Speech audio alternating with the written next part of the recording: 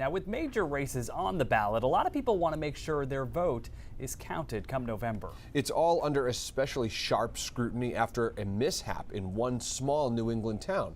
News Center Maine's David Guilford takes a look at how Maine and other states are working to safeguard the absentee voting process. Eager Maine voters can now begin applying for their absentee ballots on the state's website. People who've already made their requests will be at the top of the list. You can't get a ballot until October, but Secretary of State Shenna Bello said those who apply early will get theirs first as town clerks work to keep up. Generally, our clerks do an excellent job of responding to those requests, even last minute.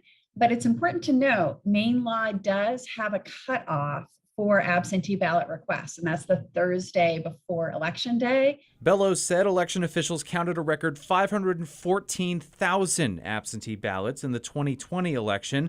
She anticipates a large turnout this fall for gubernatorial and congressional races. Meanwhile, in New Hampshire, the state attorney general's office finished its look into what wasn't counted in 2020. Elections are run by people, and people make mistakes. Deputy General Counsel Miles Madison explained how an unknown election worker in Bedford moved 190 absentee ballots that ended up not being counted in the general election.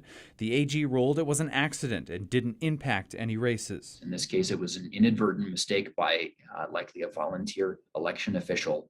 The Secretary of State will appoint an election monitor for Bedford for the September primary. Especially in a town like Bedford, which has one polling place and over 14,000, close to 15,000 voters back in 2020.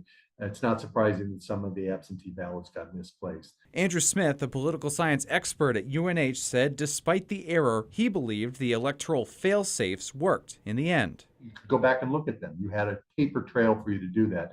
And I think this examination of what's happened in Bedford is evidence that that works.